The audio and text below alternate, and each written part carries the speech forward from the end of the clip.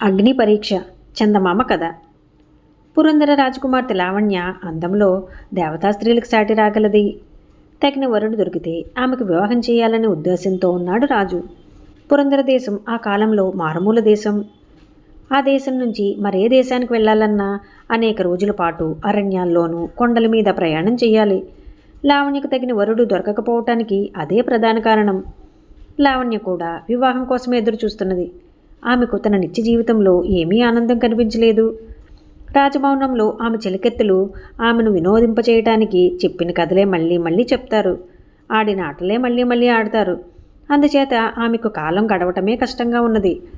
ఒకనాడు ఆమె రాజభవనంలో ఎవరికీ చెప్పకుండా తమ నగరానికి ఉత్తరాన ఉన్న వనాలకు ఒంటరిగా బయలుదేరింది. ఆమె పరిధ్యానంగా నడుచుకుంటూ వెళ్ళి ఒక అత్యద్భుతమైన ఉద్యానవనంలో ప్రవేశించింది. ఎటు చూసినా అమిత అందంగా ఉన్న పొదలు, వాటిలో అపూర్వమైన పుష్పాలు కనిపించాయి. అలాంటి పూలు కానీ చెట్లు కానీ లావణ్య ఎన్నడూ చూడలేదు. ఆ ప్రాంతం మనుషులు పెంచిన తోటగానూ లేదు, సహజంగా తయారైన వరంగానూ లేదు. అక్కడ ఎలాంటి జనసంచారమూ ఉన్నట్టు కనిపించలేదు. ఆఖరుకు జంతువులు పక్షులు కూడా ఆమెకు కనిపించలేదు. లావణ్య ఒక్కొక్క పొద వద్దకు వెళ్ళి దానికి గల పూల అందము సువాసన అనుభవిస్తూ తిరగసాగింది. ఒక పొద మీద ఆమెకు అన్నిటికన్నా అందమైన పూలు కనిపించాయి. వాటి సువాసన వర్ణనాతీతంగా ఉన్నది. ఆమె ఒక పువ్వు కోసి తలలో పెట్టుకోబోయింది. ఎవరా పూలు కోసేది అని గర్జిస్తూ ఒక యువకుడు ఒక పొదచాటు నుంచి లావణ్య ఎదుటికి వచ్చాడు. ఆమెను చూడగానే అతనిలో విచిత్రమైన మార్పు వచ్చింది. ఏదో అనబోతూ అతను ఆమెకేసి కన్నార్పకుండా చూడసాగాడు.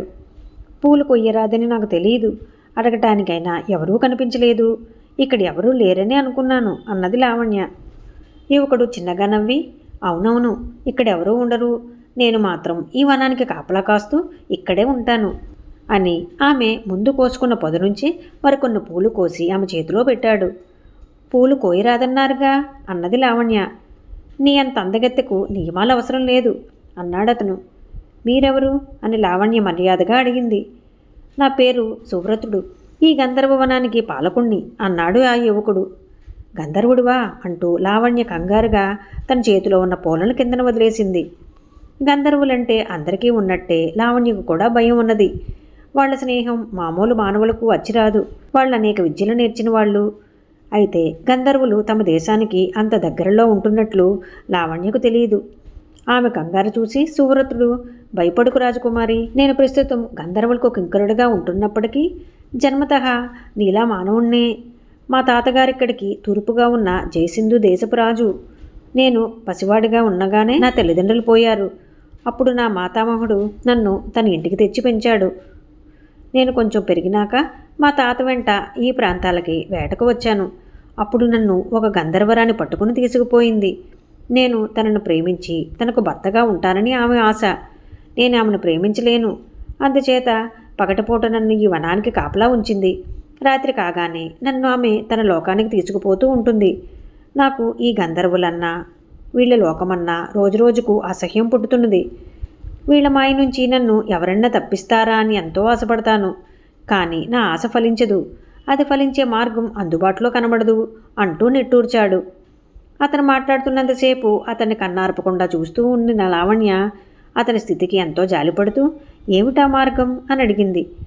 సువ్రతుడు లావణ్యకేసి అనుమానంగా చూస్తూ ఇలా చెప్పాడు.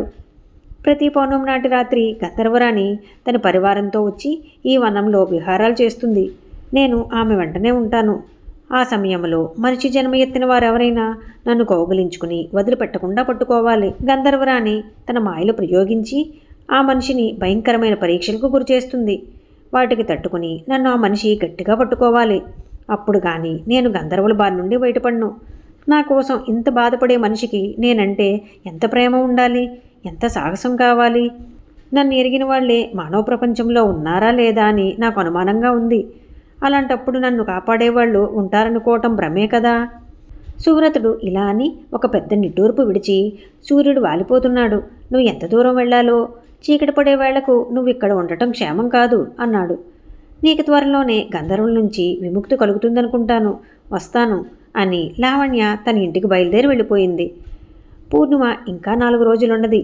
ఈ 4 రోజులు లావణ్య సువ్రతుని గురించి విడవకుండా ఆలోచించి అతన్ని కాపాడటానికి అవసరమైతే ఆ ప్రయత్నంలో ప్రాణాలు విడవటానికి దృఢంగా నిశ్చయించుకున్నది. పూర్ణిమ నాటి సాయంకాలం ఆమె గంధర్వవనానికి ఒంటరిగా బయలుదేరి వచ్చింది. చీకటిలో ఎవరికీ కనిపించకుండా ఉండటానికి ఆమె నల్లని దుస్తులు ధరించింది. చీకటి పడే ముందు ఆమె పొదల్లో దాగి కూర్చుని తన జుట్టు విప్పి ముఖానికి అడ్డం వేసుకున్నది. జామరాత్రి గడిచినాక వనంలో అలికిడి వినిపించింది. గంధర్వులు జంటలు జంటలుగా వనంలో షికారు చేస్తున్నారు. లావణ్య ప్రతి జంట తన పక్కగా వెళ్ళినప్పుడల్లా వారిలో గంధర్వరాణి ఉన్నదేమో అని శ్రద్ధగా పరిశీలిస్తూ వస్తున్నది. దాదాపు అర్ధరాత్రి కావస్తుండగా సువ్రతుడు మరొక స్త్రీ ఆమె దాగి ఉన్న ప్రాంతానికి వచ్చారు.